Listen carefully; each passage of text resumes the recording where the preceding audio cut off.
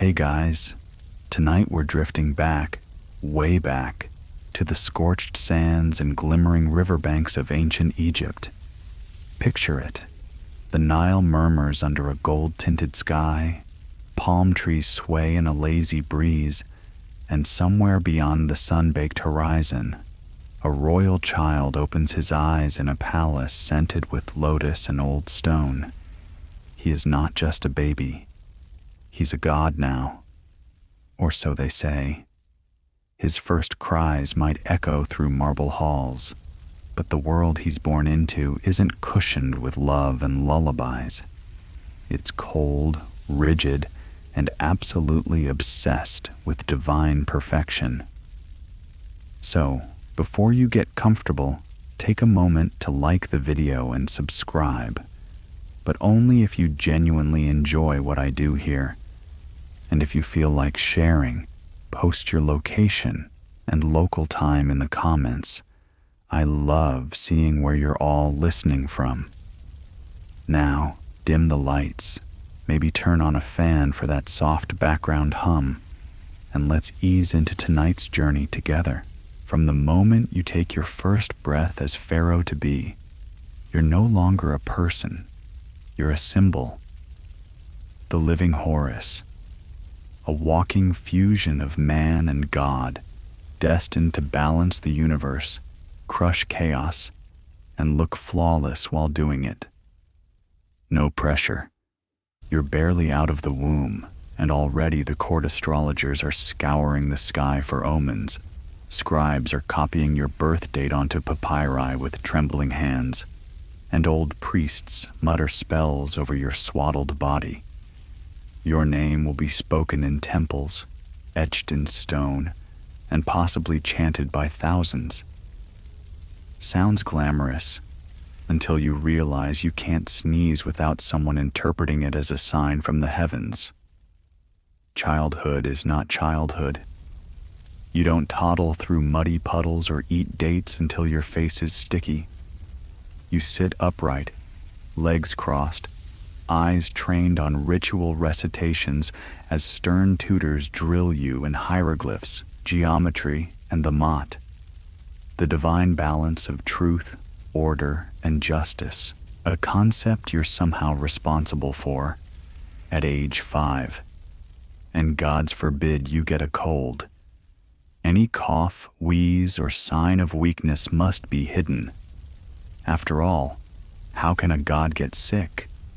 To show imperfection is to invite political disaster, or worse, divine wrath. Your every move is watched by palace attendants, tutors, priests, and lurking nobles who might be quietly plotting your replacement should you show too much. Humanity. Historians still argue whether these royal children felt isolated or believed their own divine status. Some think the young pharaohs were indoctrinated from such an early age that they truly believed they were gods. Others believe they simply played the role while secretly longing for a scrap of normal life, anything resembling freedom, even a short, barefoot sprint across the riverbank. And it wasn't just ideological pressure. Your own siblings are carefully monitored. Cousins might be exiled, or retired to remote estates. Some are even married off to you. Because when your bloodline must remain pure, the family tree twists into uncomfortable knots. And you're expected to smile through it all, wear a heavy golden pectoral shaped like a scarab, and recite royal oaths with a straight face while priests smear oils made from crushed lotus and crocodile fat across your forehead. Yes, crocodile fat. We'll get back to that one later. You sleep on linen too stiff to wrinkle, under mosquito nets sewn with spells. Your toys, if you're lucky enough to have them, might be ivory animals or carved gods used more for symbolic play than fun. You don't play, you prepare. Every gesture, Every word, every blink has to be rehearsed. Because someday, possibly too soon, you'll take the throne and inherit not just a kingdom, but an unbearable weight of celestial duty. Your life is a performance, a pageant drenched in incense and anxiety. You learn to bow before statues of your ancestors, offer food to the gods, and walk in rhythmic steps for ceremonies that can last hours. And through it all, you're expected to be radiant, poised, and merciful, even if you secretly want to throw your ceremonial fan into the Nile and sprint into obscurity. But there is no obscurity for you, only gold-laced rooms, prophetic dreams interpreted by elderly priests, and the shadow of death lurking even in the marble corridors. Because not every pharaoh in training lives to see the throne. Some vanish mysteriously. Fevers, snakes, jealous rivals. It's all part of the deal when your childhood crown weighs more than your head. And don't get too cozy in the notion that all this pressure eases once you grow up. No, this is just the beginning of the royal gauntlet. You're groomed to rule, but also to endure. Because the palace is no paradise, and your life, no matter how divine it seems, is disturbingly disposable. Your childhood's done, or more accurately, it never really happened. You were too busy being an icon to ever just be a kid. And now, you're a teenager, or what counts as one in ancient Egypt. And the rituals only get more intense. No late mornings, no awkward growth spurts in peace, no giggling with friends. Just ritual baths, ritual food, and ritual silence. Always with the rituals. Each morning begins before the sun has even peeped over the Nile. Your attendants wake you with hushed chants, not because they're being polite, but because waking a divine being must follow precise, centuries-old customs. First, your body is washed with blessed water from sacred wells, not too cold, not too hot. Then it's smeared with perfumed oils made from obscure plants with names like myrrh of the night wind or essence of desert flame. Sounds nice, until you realize some of these are harvested from semi-toxic shrubs. But hey, they smell divine, and they burn slightly, which is, supposedly, part of the magic. The priests don't just bathe you, they chant over you, every single time. There's a chant for cleansing the ears, another for cleansing the armpits, and yes, a very detailed one for cleansing the royal posterior. Each part of your body is purified as if it were a temple, because it is. You're the living link between gods and mortals, remember? Even your toenails have theological significance. Historians still argue whether these purification rituals were believed literally or were simply performative symbols of status. Either way, you're required to go along with them, and they're relentless. At one point, you're even expected to sleep with special amulets beneath your tongue to prevent evil dreams. No joke. Just imagine waking up choking on an enchanted beetle-shaped charm. Your meals are rituals too. You can't just grab a honey cake and relax. Your food is inspected by priests for purity. Some of it is consecrated with chants, and certain days you're forbidden from eating anything with garlic, fish, or beans. Apparently, the gods don't appreciate gassy rulers. And let's talk education. By now, you're expected to know how to read hieroglyphs, not just sound them out like a student, but interpret them like a theologian. You memorize line after line of ancient hymns and legal codes. You debate metaphysical concepts with temple scribes who are triple your age. You study astronomy, not to gaze at the stars for fun, but so you know how to interpret eclipses as divine warnings, because one wrong omen could tank your entire reign before it starts. Meanwhile, you're also being trained in warfare, not because you'll fight, heavens no, but because you'll have to lead troops from a golden chariot while looking heroic. You practice with ceremonial spears and throw boomerangs at clay ducks on the palace lawn. Not exactly Call of Duty, but close enough. But here's the weirdest part. Your body doesn't entirely belong to you. If your toenail breaks or your hair sheds during a ceremony, it must be collected, cataloged, and sometimes ritually buried. Why? Because a pharaoh's body parts contain divine essence. Let that sink in. Somewhere in the archives of an old temple might be a tiny sarcophagus with your childhood molars sealed in perfumed resin. And then there's the spiritual grooming. You undergo trance training. Some days, you're made to sit silently in temples for hours, breathing incense, listening to the rhythmic rattle of sistra, the sacred metal instruments meant to open the divine ear. You chant, you fast, you get visions, or pretend to, because what are you supposed to say? Sorry, I didn't see Ra in the smoke today. That could get you replaced. It's hard to say whether young pharaohs were true believers or very good actors. Some were deeply spiritual. Amenhotep III reportedly claimed to converse with the gods directly. Others, like Akhenaten, went all in and invented new religions, but many likely played the role because they had no choice. After all, what's the alternative? Admit the God King isn't feeling very mystical today? And through all of it, your face must remain serene. You're taught to never flinch, never frown, never even yawn without permission.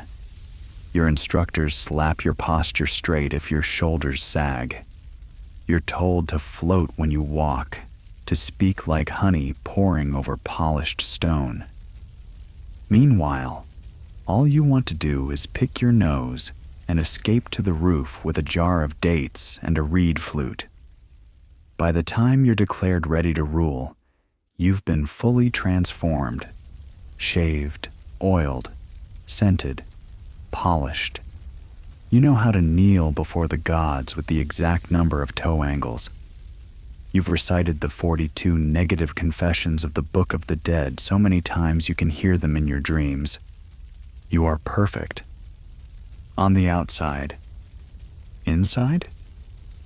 You might feel more like a marionette, pulled in every direction by priests, generals, scribes, and omens. You haven't made a single real decision since you were born, and you're about to be given control of one of the most powerful kingdoms in the world. Disturbing? Absolutely.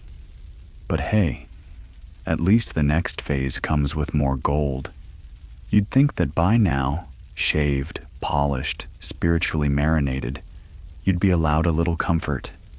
Maybe a soft robe, a cushioned throne, or at the very least, some airflow. But nope, being Pharaoh means being fabulous all the time, especially when it hurts. And oh, it often does. Your daily wardrobe is less cozy monarch and more gilded mannequin from a designer's fever dream. You're swaddled in fine linen, so sheer that one breeze off the Nile turns it into a fashion crisis. And don't even think about adjusting it yourself. Servants must handle that, carefully arranging each layer with the precision of a surgical team. One wrong fold, and suddenly the gods are offended. Or worse, your rival high priest makes a snide remark during morning incense rounds. Now, the accessories. You can't just wear a crown.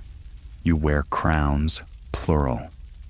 There's the red crown of Lower Egypt, the white crown of Upper Egypt, the double crown combining both, and let's not forget the blue war crown for more military chic occasions. Each one is heavy, stiff, and utterly unforgiving. And they all have the same message. Your neck will ache, but at least your enemies will be impressed. The golden collars, dozens of strands of semi-precious stones strung together in an elaborate death trap for your collarbones. If you try to nod too quickly, the beads slap your chest hard enough to leave welts. The bracelets are thick and immovable. The anklets clink like chains. And the sandals, those precious white leather sandals, are so sacred they can't touch the ground. You must be carried. Yes, carried, like a bedazzled sofa. And then we get to makeup. You don't just slap on eyeliner and call it a day. Your face is a canvas of cosmic importance. Every morning, a royal beautician grinds malachite for green eyeshadow and galena, a type of lead, for that signature black eyeliner. Yes, lead. Because apparently, the gods think your tear ducts should glow with divine radiance and mild toxicity. Historians still argue whether this makeup was mostly decorative or medicinal. Some believe the lead compounds helped ward off eye infections in the sandy climate. Others suspect the risks outweighed the rewards. But when you're a living god, a swollen eyelid is preferable to being caught without your ceremonial winged eyeliner. The application process is a ceremony in itself. The liner is applied with a tiny reed stick. No margin for error. The angle of your eyeliner can't just flatter your face. It has to mimic the sacred eye of Horus. Your cheeks are dusted with red ochre. Your lips are tinted. Your nails? Cleaned and painted with crushed henna leaves, of course. You're less person and more living statue of divine perfection. And you still haven't had breakfast. But the discomfort isn't just skin deep. Those fine linens are starched within an inch of their lives. They scratch. They chafe. They trap heat. And since deodorant hasn't been invented yet, you're coated in more perfume than a modern duty-free shop. The favored royal scent? A blend called kifi, made of honey, wine, myrrh, cinnamon, and, bizarrely, raisins. It smells lovely, but it's sticky. Imagine sweating syrup while trying not to pass out during a 6-hour temple ceremony. And don't forget the wigs. Real hair is considered too earthly. You wear elaborate wigs made of human hair, sheep wool, or palm fibers. They are styled into thick, heavy braids, some so massive they need to be supported with wax cones or metal clasps. And on particularly hot days, you sit there under your braided sun helmet, melting slowly while pretending to commune with the gods. Even your scent is micromanaged. Your armpits might be powdered with ground lotus petals and your breath freshened with frankincense pellets. You're not a man or a woman. You're a bouquet in sandals. And yes, we must address the body hair, or rather, the lack of it.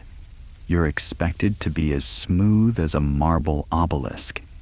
Royal barbers use sharpened bronze razors, seashells, and sugar paste to scrape or rip off anything nature dares to grow. One slip and suddenly your inner thigh is less divine and more bleeding papyrus scroll. You try not to scream. Screaming's not divine. but don't worry. Your suffering is considered sacred. Every blister, every sting of perfume in a cut, every moment of wobbling under gold and linen, it's all in service of projecting power. You are Egypt, and Egypt doesn't sweat or fidget. The weirdest bit? You're surrounded by people constantly praising your beauty. They describe you as more radiant than the morning sun and fragrant as a lotus in bloom. You know this is performative flattery. One bead of sweat betraying your divine poise, and these same nobles will whisper that the gods are angry with you, that perhaps you should be replaced. And yet, you smile. You stand for hours as incense burns your nostrils and beads of galena sting your eyes. Because in this world, looking perfect is more important than feeling human. And that crocodile dung sunscreen? Yes, they use that too. Mixed with oils and minerals, applied generously to protect your golden flesh from the sun's wrath. Did it work? Kind of. Did it smell like royal sewage? Absolutely. But the gods were apparently okay with that. You glide through the palace like a living statue, every toe-pointed step rehearsed, every breath perfumed. But beneath the gold and glory, the palace itself is no dream. It's a beautifully decorated trap, half temple, half prison, with polished floors, towering columns, and secrets lurking behind every curtain. You don't get to roam the halls alone. That's far too risky. You're always surrounded by guards, priests, scribes, and sometimes even a royal food taster who gets the first bite of your honey cake, just in case someone slipped in a little cobra venom for seasoning. Delicious and deadly. Your royal family? They're not exactly your cheer squad. Your brothers and uncles might smile during festivals, but behind closed doors, they're sharpening their ambitions, and possibly their knives. Ancient Egypt was not known for cozy family dynamics. The throne didn't just pass peacefully from father to son. Oh no. Sometimes it passed with a mysterious illness, a series of unfortunate events, or just a good old-fashioned palace coup. All done, of course, with maximum politeness and minimal blood visible on the mosaics. Historians still argue whether the high rate of pharaonic succession disruptions came from genuine political instability or simply strategic rewriting of history. Either way, you learn early, trust no one. Not your cupbearer, not your wife, not even your mirror. Especially not the mirror. You wouldn't want to look too closely at the stress lines forming under your eyeliner. Even the servants you see every day, those loyal eyes, those bowed heads, have divided allegiances. Some were planted by court officials, others spy for religious leaders. One wrong word muttered during a grooming session, and suddenly the temple is whispering about your inner weakness or lack of divine clarity. And that's how you find yourself making ritual apologies to a statue of Thoth while the head priest gives you the stink eye. The worst part? Even your downtime isn't really downtime. You don't get to kick back with a beer and a papyrus comic. Your leisure is scheduled, observed, and often politically motivated.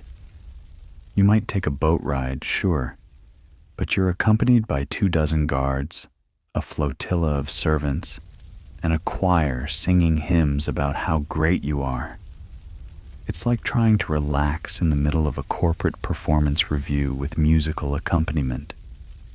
And those beautiful palace walls, they don't keep things in. They keep things out. Like disease. Epidemics were a serious concern, And your physicians, called Sunu, were trained to diagnose imbalances using spells, potions, and some disturbingly experimental procedures. They might prescribe mashed lizard, powdered mummy, or a mouthful of amulet-charged beer. No guarantee it works, but it feels sacred, so that's something. To keep illness out, you also undergo purification rituals. Constantly, you chew herbs, you burn incense in your nostrils, you fast on certain days so your spiritual insides don't go sour. You even avoid stepping in your own shadow during certain lunar alignments, because bad luck sticks like sandalwood oil. And politics? Oh, the politics. Every day brings a flood of petitions, letters, and nobles asking for favors in syrupy voices. You must smile, nod, and remember who's loyal, who's dangerous, and who just gifted you a suspiciously ornate box that might contain either gold or a live cobra. Surprise. Even your food has a dark side. Sure, it's the finest in the land. Spiced meats, figs, wine, lotus stew, but every meal might be your last, so you never eat first. That's the food taster's job. And if he drops dead mid-bite, well, at least you're warned. You've learned to pretend you sleep well, even if paranoia keeps your eyes darting behind the beaded curtain at 3 a.m. You know where the trapdoors are. You know which statues have listening holes. You know which nobles wear too much perfume to mask guilt.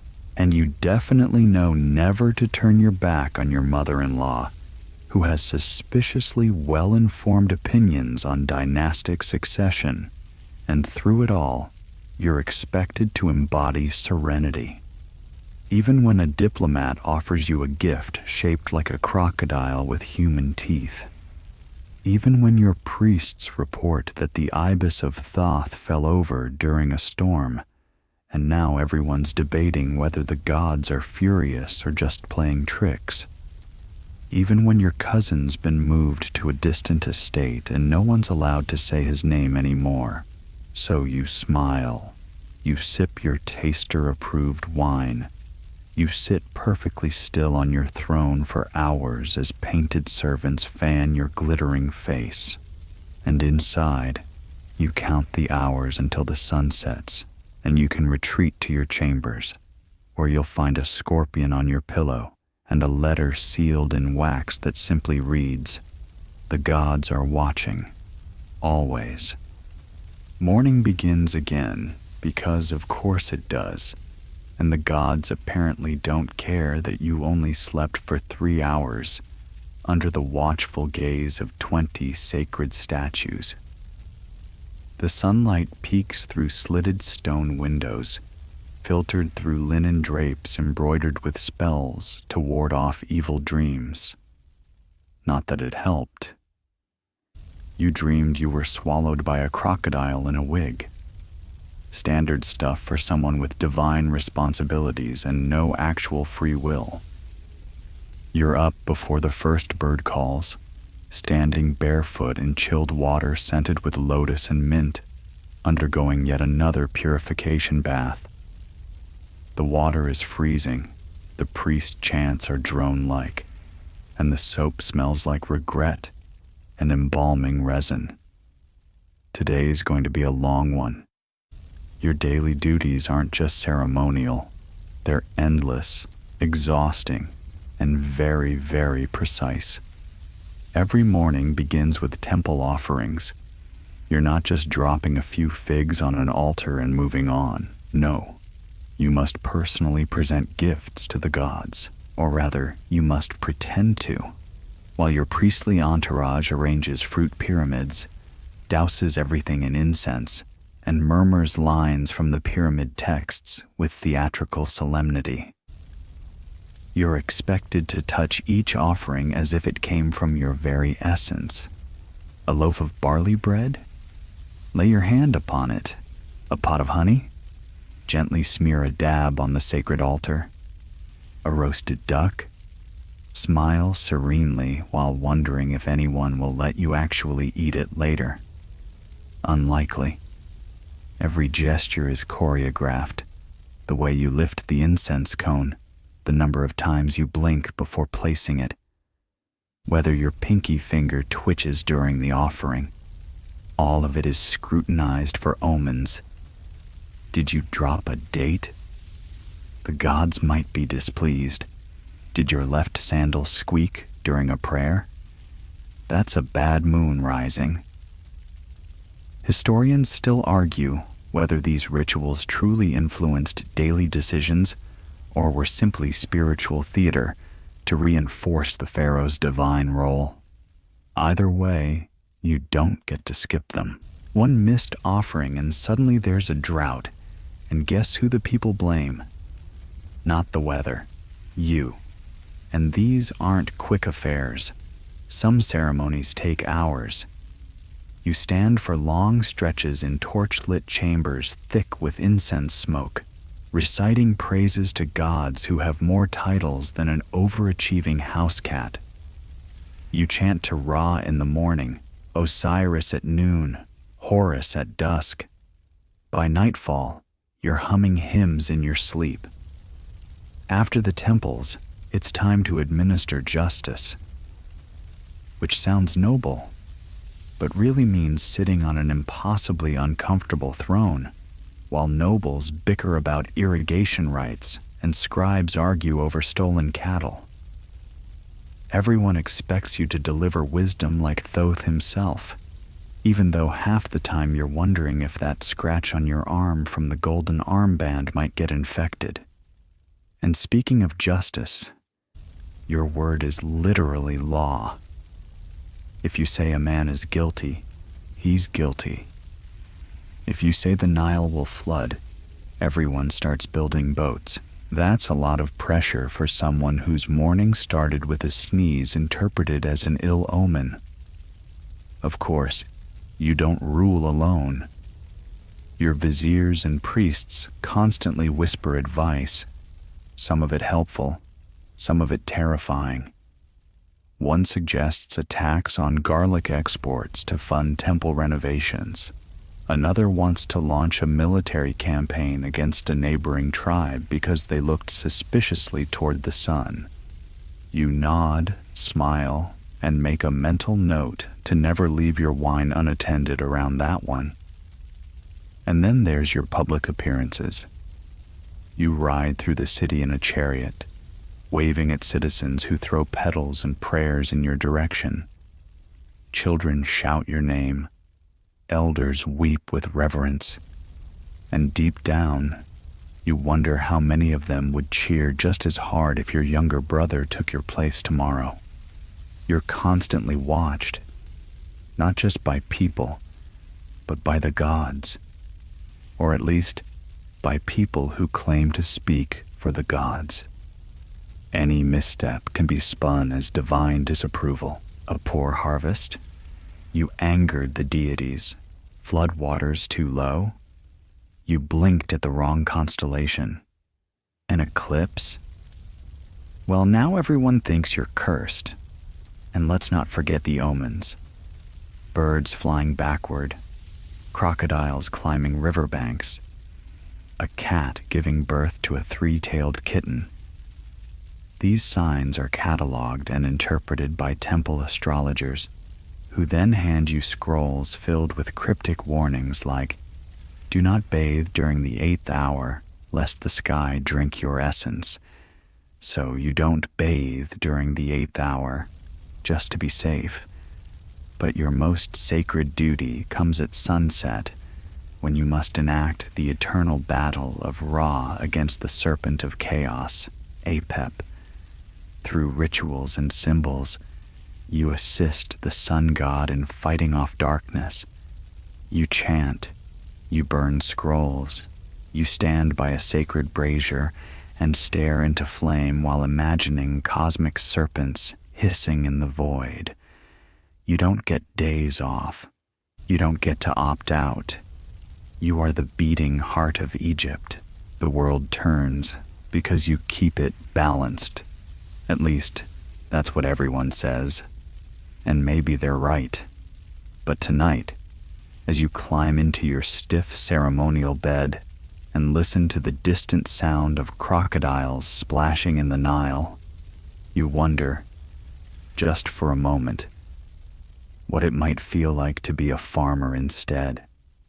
Someone who wakes up with the sun, gets dirt under their nails, and doesn't have to offer roasted duck to an obsidian statue of Anubis. You close your eyes, whisper a prayer to the stars, and try not to dream of snakes. There's one truth every pharaoh learns early. Your life is not your own, and neither is your death. You don't get to slip away quietly one day in your sleep while wrapped in soft linen, surrounded by loved ones whispering gentle goodbyes. No, your death is an architectural project, a logistical nightmare, and an existential competition with every king who came before you. You must die correctly, and more importantly, prepare to die correctly, long before the actual event takes place, which means, ironically, death dominates your life. It starts with your tomb. From the day you're crowned, construction begins, sometimes earlier. Sand is cleared, blueprints are drawn on papyrus, priests consult the stars, and a small army of laborers starts digging. Because when you die, it won't just be a burial, it will be a carefully orchestrated journey into eternity. Historians still argue whether these massive tomb-building projects were seen as acts of spiritual devotion or simply dynastic PR stunts to intimidate rivals and impress the gods. Maybe both. What's certain is that the pressure to get it right is crushing.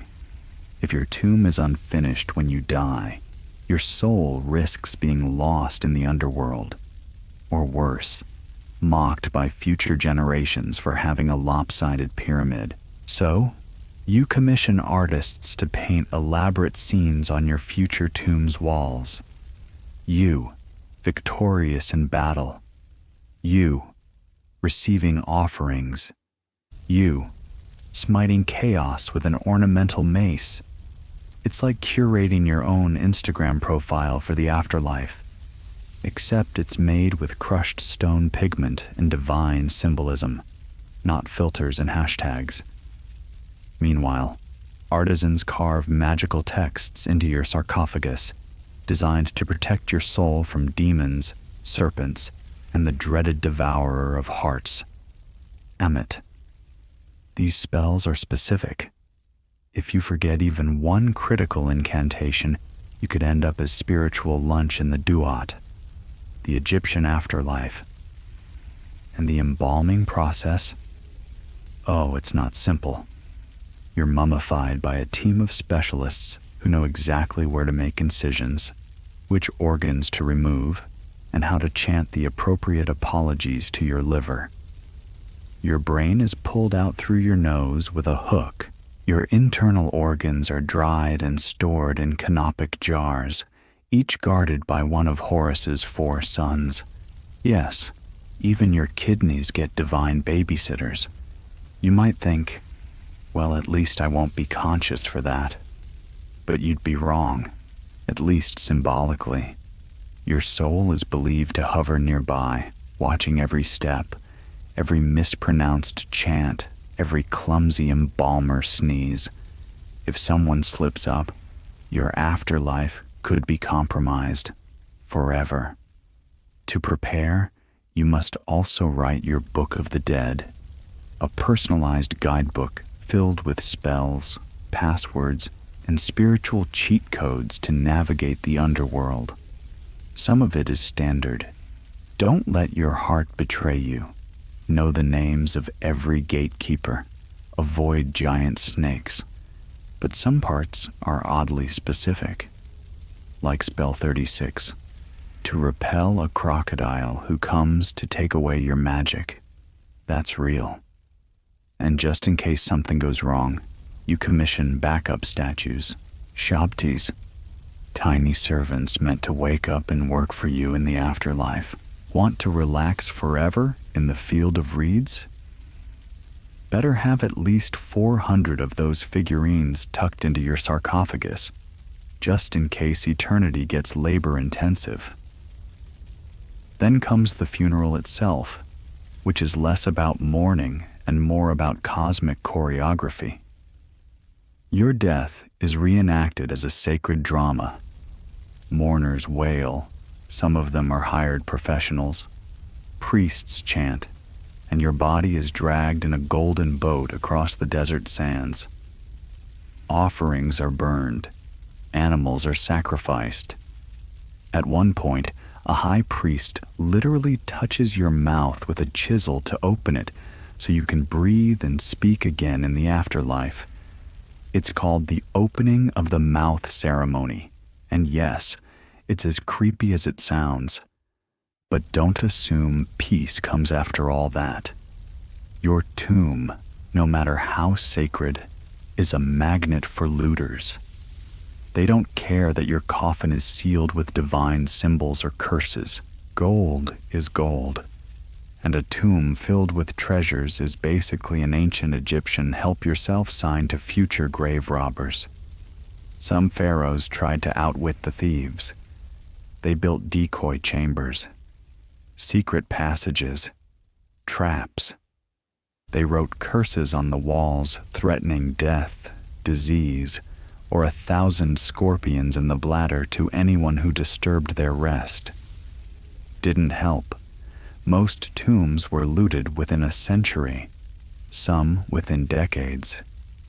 Even worse, later dynasties might recycle your tomb. A new ruler could chisel out your name, overwrite your inscriptions, or even steal your sarcophagus. The afterlife wasn't just about spiritual purity. It was about branding. If no one remembers your name, you're at risk of being erased from the universe, forgotten, an unperson. And in Egyptian belief, that was a fate worse than death. And then there's the chance, just the slim, disturbing chance, that some modern archaeologist might one day pry open your burial chamber, snap photos of your wrinkled royal toes, and display your bandaged corpse in a museum thousands of miles from your sacred soil. You prepared for immortality. Instead, you end up under fluorescent lights next to a gift shop. All this, and you haven't even died yet. You're still alive, still smiling in ceremonies, still blessing harvests, all while knowing that your legacy is a ticking hourglass and your eternal fate depends on masons finishing your tomb on time. No pressure. You stare across the Nile one evening as the sun dips behind the date palms. Somewhere, your burial chamber echoes with the chisel strikes of a tired worker carving your likeness into stone. You wonder, just for a moment, if you'll ever rest in peace, or if peace was never part of the plan. The sky above the Nile shifts in color, deep indigo bruised with gold, as twilight settles over your kingdom. But something is different tonight. The air hangs heavy. A hush spreads across the palace like a warning. You've learned by now that silence is never just silence. It's usually the prelude to panic. You're a god on earth, yes, but not an invincible one. And when things go wrong in Egypt, when the river fails to flood, when locusts swarm the crops, when a comet streaks across the sky like a fiery question mark, there is only one person to blame: you. The belief system that lifts you up so high also makes you the perfect scapegoat. If crops wither, it's because you're out of favor with the gods. If rebellion brews in the south, it's because you failed to maintain Ma'at, the sacred balance. It doesn't matter that you've made 1,000 offerings and memorized the entire Book of the Dead backward. The people are nervous, and nervous people get dangerous, and so the rituals get longer. The priests grow louder. The omens become more desperate. Someone slaughters an entire herd of goats to read the patterns in their livers. Someone else fasts until they hallucinate and declare they've seen your ka, your spirit, flicker with doubt.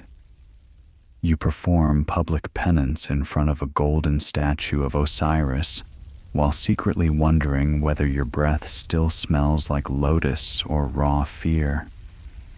Historians still argue whether these ritual crises were genuine spiritual concerns or calculated power plays by the elite priesthood. Either way, it doesn't help you sleep at night, especially not when rumors begin to swirl in the palace corridors. Rumors that maybe the gods have turned their backs, that maybe a new ruler is needed, one with a fresher connection to the divine. And if that whisper reaches the wrong ears, well, you know how that story ends. Your food taster starts looking nervous. Your courtiers speak a little too formally. Your personal guard seems thinner by half. Suddenly, you're sleeping with a dagger under your headrest, not for ceremonial reasons, but because your brother just offered you a jug of wine twice in one day and smiled. You start triple-checking the temple reports. You demand more omens, more visions, more divine signs, anything that can reassure your trembling court that the gods are still on your side. A priest claims to see your face in a loaf of barley bread. You promote him immediately, but the signs don't stop. A hippopotamus overturns a royal barge. A statue cracks during a lightning storm. A solar eclipse descends like a curtain across the afternoon sky. The people scream, the priests chant, and you stand perfectly still, your eyeliner smudging ever so slightly from sweat, as the universe itself seems to judge you. Your public appearances become theater. You wave to the crowd with trembling hands. You pronounce blessings you no longer believe. You pretend to sleep while priests shout spells over your bed, hoping to purify your dreams. You wonder if any of your ancestors ever made it through this part. You suspect not. The walls of the palace close in. The familiar painted gods leer from their columns. That crocodile-shaped lamp in your chamber seems to grin wider each night. You no longer trust your wine, your bath water, or your own shadow. And yet, you still rule.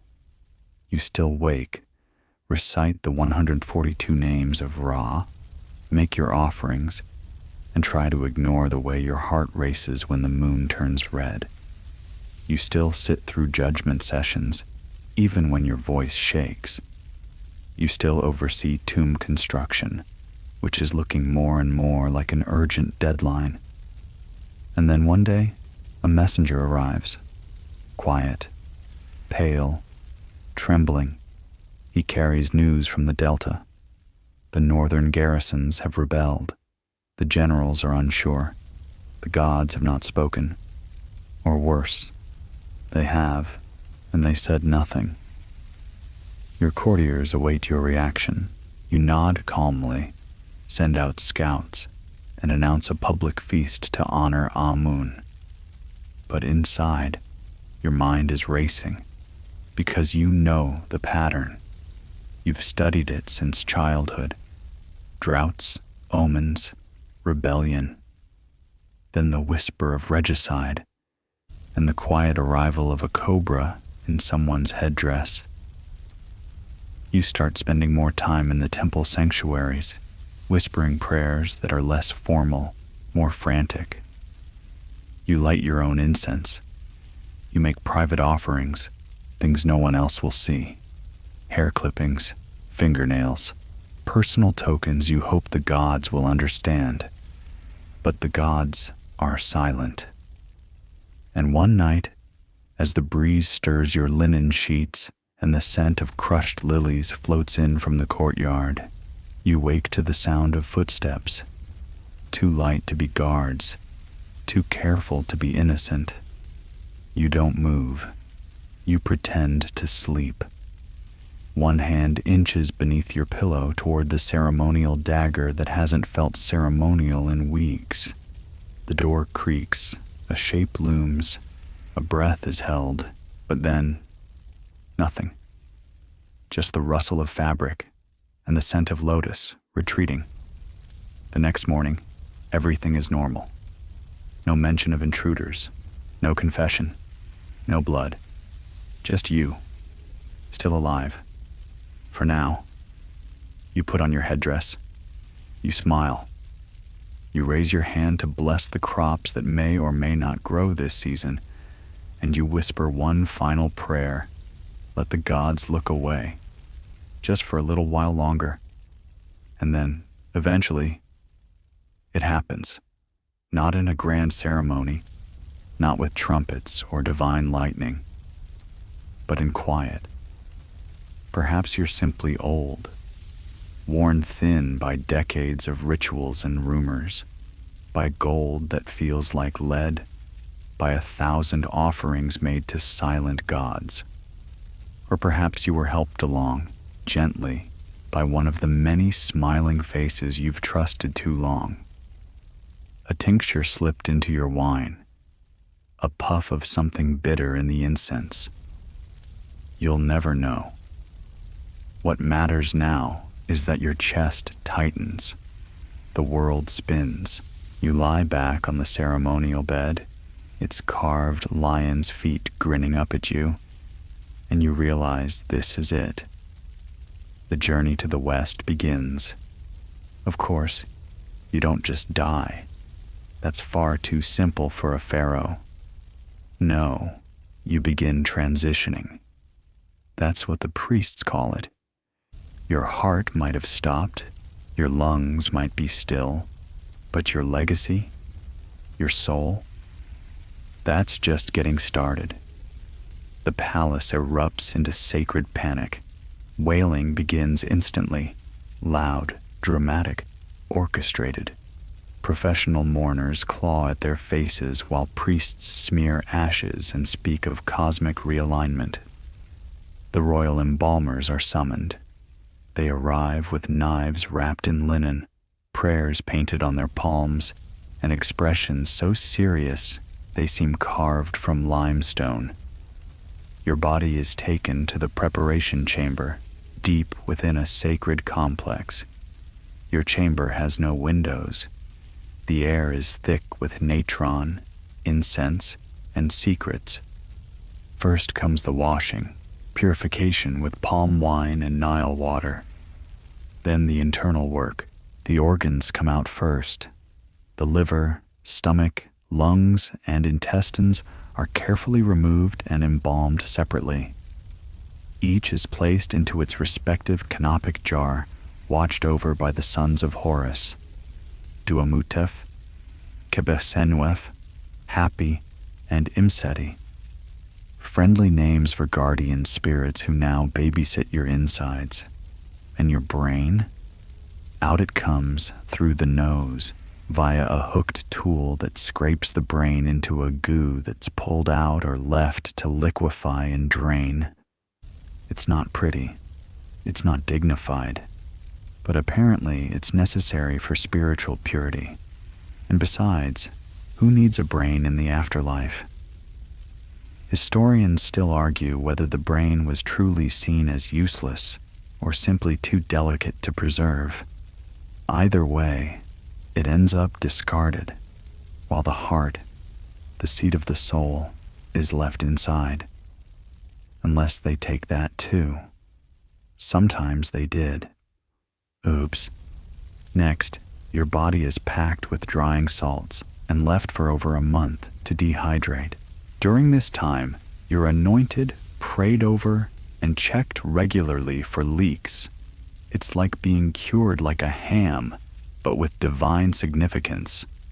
Finally, you're wrapped, hundreds of meters of linen, layer upon layer, each with spells whispered as the wrappings cross your limbs. Gold amulets are tucked in, scarabs, eyes of Horus, tiny figurines, all to protect you during your journey through the Duat. The final touch? The death mask, crafted of gold, lapis lazuli, and obsidian, shaped to look like your ideal self, serene, youthful, powerful. You've never looked better, or deader. And then comes the funeral procession. It's long, it's loud, it's more performance than mourning. Priests lead the way with incense burners, their chants echoing like thunder across the sands. Behind them come soldiers, dancers, musicians, mourners, servants, animals, even a few reluctant oxen painted with sacred symbols. You, or at least your wrapped body, are carried in a golden bark. People toss petals. Children cry. Nobles perform grief so theatrically it could win awards. At the tomb, the final rituals begin. The opening of the mouth is performed by your eldest son or a high priest. He taps your mouth with a special tool to restore your senses in the afterlife. You are offered wine, milk, bread, and incense. You are spoken to like you're simply sleeping. And then the tomb is sealed. You're surrounded by treasure. Chariots, food, statues, jars, jewelry, and scrolls. Games to play in the afterlife. Weapons to fight spirits. Papyrus maps of the underworld. It's all there. Everything you might need to navigate the Duat and reach the field of reeds, the perfect afterlife where you can finally rest. Or so they hope. Because while your tomb is sealed, the living are not done with you. Grave robbers already whisper of your treasures. Future dynasties might deface your image, rename your monuments, or steal your tomb altogether. Someday, explorers from strange lands will pry open your sarcophagus, unwrap your remains, and wonder aloud why you were buried with a mummified duck. But for now, your tomb is quiet. The last torch flickers out. The sand settles. And your soul, after a lifetime of ceremony, suspicion, and sacred suffering, drifts forward into eternity. And now, the desert sleeps. The wind glides softly across the dunes, whispering through crevices in ancient stone, over shattered obelisks and faded cartouches.